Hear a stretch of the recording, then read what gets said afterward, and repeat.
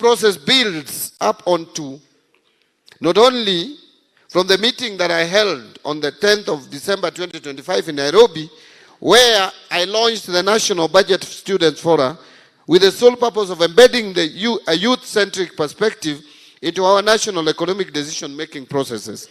But it's also from my previous engagements with Bunge la Wananchi on budget process. I'm sure you still remember my engagement at Jivanji Garden last year. And that engagement proceeded or went on to Mombasa, and we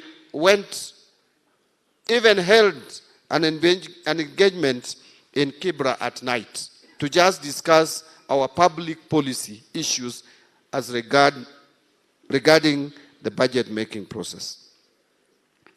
So during this launch, which took place on 10th of December, it was agreed on the need for a wider engagement with the youth of this country in their respective regions on matters pertaining to public finance management.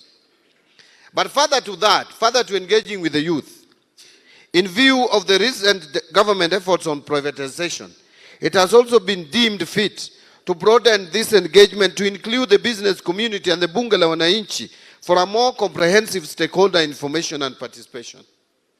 That is why today, apart from the youth, we are also here with the representation or representatives from the business community and also representatives from Bunge la Wananchi and even the county governments and the national government, so that we can understand what is this animal in the room called privatization.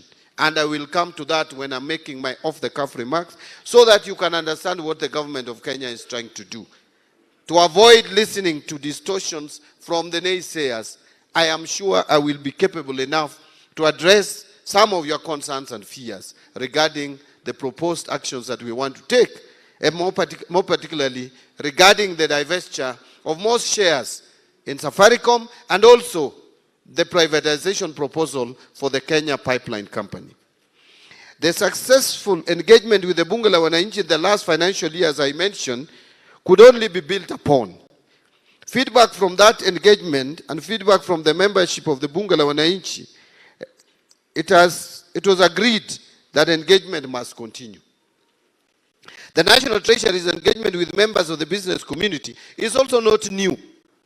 Under my watch, it has definitely been enriching in shaping my resolve to have in place more inclusive policies that allow more Kenyans to participate in public resource management. So, ladies and gentlemen, I wish to emphasize that this is not just a policy initiative, but rather it is a legal obligation which is rooted in our Constitution, Article 201A of the Constitution of Kenya, which mandates for public participation in all financial matters so as to enhance transparency, accountability, efficient utilization of resources, and value for money in the management of our public resources. At the National Treasury, we have come to the realization that the government alone cannot effectively respond to the multifaceted challenges facing our country, particularly on unemployment, gaps in skills development, digital literacy, entrepreneurship, and inclusive governance for a demographic dividend. In this regard, I have prioritized stakeholder participation as a key dimension of governance and one of the pillars for a sustainable development. We shall enhance collaboration with our stakeholders, including the youth, private sector, experts, civil society organizations, volunteers, and local communities, which is ever more critical in our public discourse. By forging partnerships and collaboration, the government will harness the ideas, skills, and resources to diverse stakeholders to better deliver services and policies in transformative ways and address the existing gaps in financial, human, and technical resources. I wish again to reiterate that the youth are a significant demographic of our country, making up over 75% of the population with a potential for contributing towards economic development of the country. And in this regard, their voices must be central to how we plan, allocate, and utilize our resources. This has therefore necessitated a shift in public financial management towards inclusive and participatory governance, where citizens, including youth, actively engage and participate in policy formulation and act as co-creators of government policies and services. Ladies and gentlemen, Kenya has adopted privatization as a strategic economic policy shift to promote efficiency in the economy by subjecting more services to market forces, to improve competitiveness, revenue generation, aid in fiscal consolidation pathway by reducing government spending on inefficient state corporations and market development in deepening Kenya's capital market. So the objective of our privatization agenda is to ease the burden of governance of these institutions from the government to the private sector, who are better equipped for the market economy. The National Treasury will in this regard continue with sound macroeconomic policies to enhance resilience and create a conducive environment for the private sector to thrive, including the local business communities. This strategic response is anchored in our bottom-up economic transformation agenda and also on the fourth medium-term plan, MTP4. And these frameworks prioritize sectors with high youth employment potential, such as agriculture, micro, small, and medium enterprises, housing, healthcare, and of course, the digital and creative economy. And these sectors are not only engines of growth, but also platforms for innovation, entrepreneurship, and job creation for the youth. So over the recent past, the youth of this country have expressed themselves over important national issues, which include high cost of living, unemployment, and governance transparency. We still remember vividly 2024, more particularly, what would have turned out as a dark day in this country. That was the 25th of June, 2024.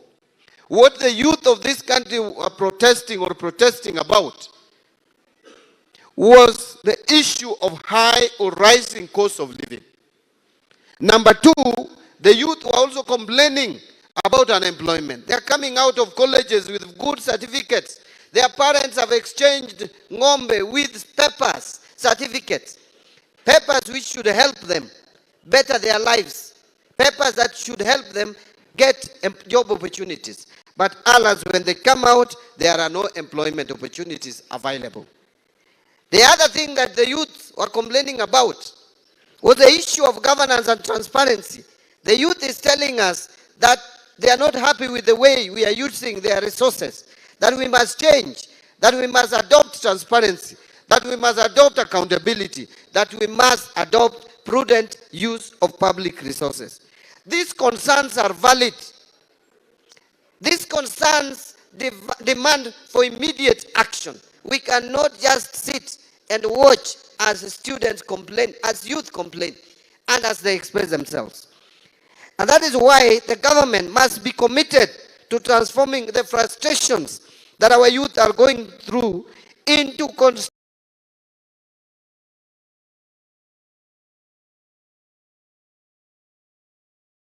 constructive dialogue and tangible action. We must dialogue with our youth. We must act on their demands. We must put to the best our ability to make sure that we transform these frustrations into productive engagement for the betterment and progress of our country. This forum, therefore, provides one of those perfect opportunities to provide our feedback on the necessary action from the government to address these challenges. So during this process, we will welcome positive critique of our public financial management systems and policies to shape the budget process. Your active engagement in this process will ensure efficient and transparent use of public funds, ensuring that resources are allocated to address youth empowerment and that the allocation achieves the intended objectives. So, ladies and gentlemen, during the launch of this process, I was elated and I was very happy to have received a written memorandum outlining some practical measures through which we can enhance financial support for students in tertiary institutions, And just to make you comfortable, just by engaging in that at that initial stages, I wish to report that if you go and you Google, I know you said you don't have bundles, but you can combine your strengths and Google National Treasury website. If you go and check the National Treasury website, and you look at the BPS, Budget Policy Statement for 2026, which we will be tabling in Parliament